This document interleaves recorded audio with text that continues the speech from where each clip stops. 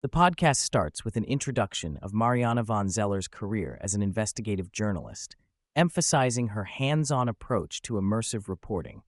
She recounts treacherous assignments, such as exploring cocaine cartels deep within jungles, hiking out with traffickers, while witnessing brutal violence firsthand. Joe expresses astonishment at her bravery and the dangerous situations she willingly enters to capture unfiltered stories, underscoring the peril journalists face covering illicit economies and criminal enterprises. She explains that her work extends beyond simply documenting crime. It centers on understanding the socio-economic circumstances that drive individuals into illegal activities. This includes not just cartel members, but low and mid-level operatives like traffickers, chemists, and smugglers. Her reporting highlights the layered complexity behind these personas, making her work a rare window into the human stories that underlie global black and gray markets. Mariana recently launched The Hidden Third, a podcast dedicated to exploring the vast black and gray markets that comprise an estimated 35% of the global economy.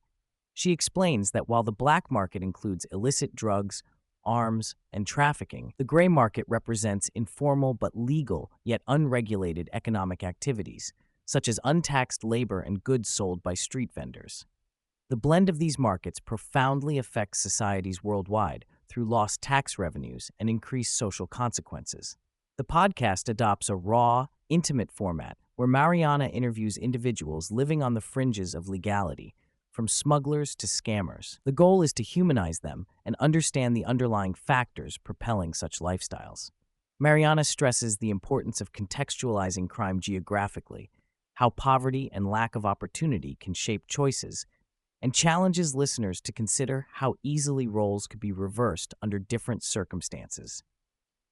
A significant portion of the discussion focuses on Mariana's deep access to Mexican cartels, especially in Sinaloa. She reveals that building trust with such groups can take months or years, requiring delicate negotiation, use of fixers, and adherence to strict parameters like anonymizing identities through masks and made-up names.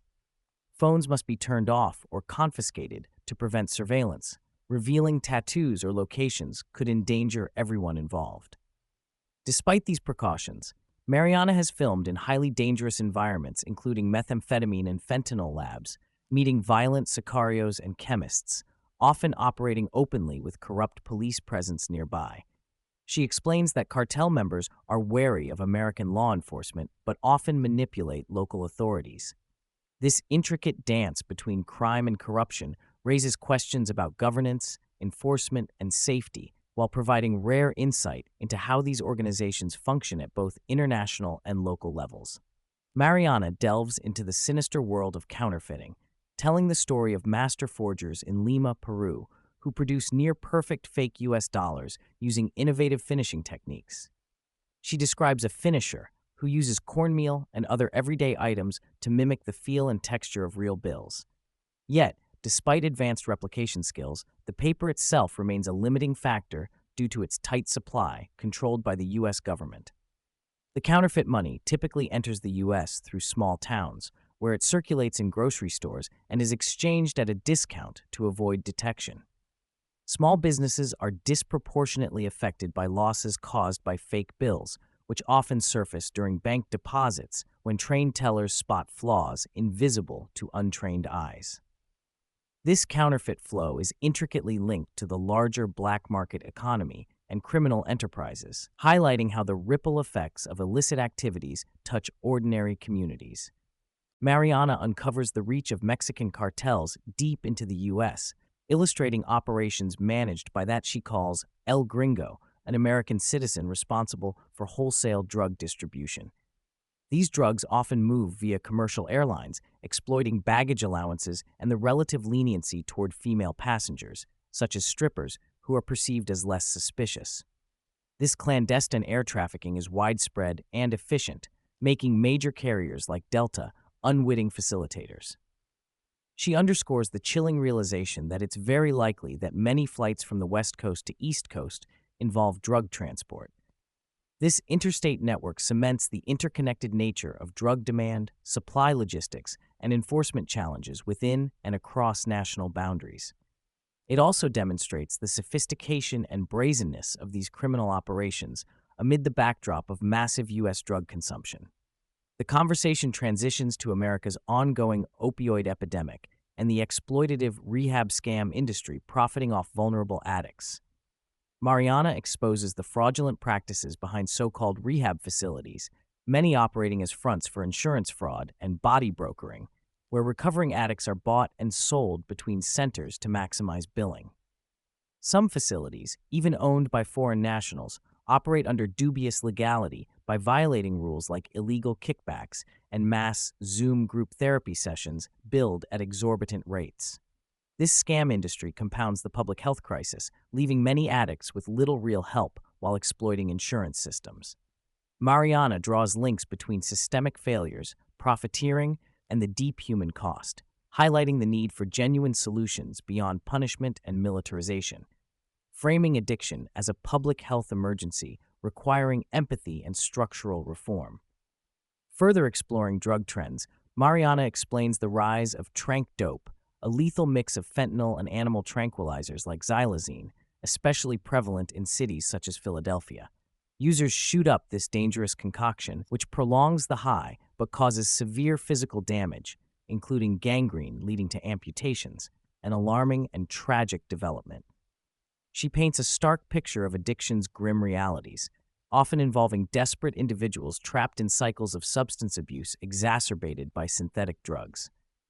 This emerging crisis adds layers to the already complex opiate epidemic, challenging healthcare providers, families, and communities. Mariana and Joe engage deeply on immigration topics, discussing the plight of asylum seekers fleeing violence and poverty in Central America and elsewhere. She shares heartbreaking stories, such as a Guatemalan mother and daughter escaping brutal gang violence, legally seeking asylum in the United States. Yet ongoing bureaucratic backlogs and harsh enforcement policies result in family separations, deportations, and in some cases, death. They discuss widespread misconceptions about immigration laws, emphasizing that entering without documentation to seek asylum is legally permissible under international agreements. Mariana stresses the multi-layered challenges facing migrants, the humanitarian implications of raids, and the structural failures allowing vulnerabilities to be exploited politically and economically. The interview then shifts toward the current political climate in the United States, drawing attention to the extreme polarization and the role media plays in deepening divides. Mariana laments how mainstream outlets often serve partisan interests, contributing to public distrust.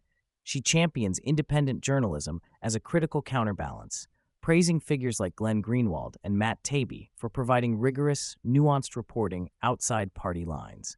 They critique tribalistic tendencies where ideological loyalty overrides critical thinking, noting how citizens are manipulated by both left and right-wing propaganda.